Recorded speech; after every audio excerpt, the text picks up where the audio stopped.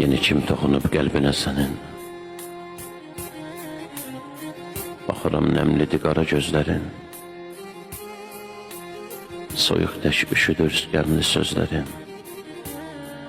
Həzan tək küləkdə sovrulan qadın, yine qəm görürəm sevinç yerində. Qəlbində inciyib qırılan qadın, görürəm gözünün dərinliyində üşüyüb təkliyə sarılan qadın.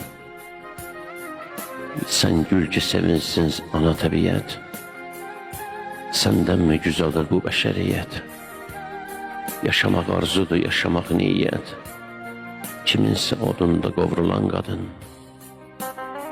Bir nankör sevginin əsərisən sən, bilməyən bir sevgi əsərisən sən. Sevgisiz bir sözün kəsərisən sən, hər zaman günahkar olunan qadın.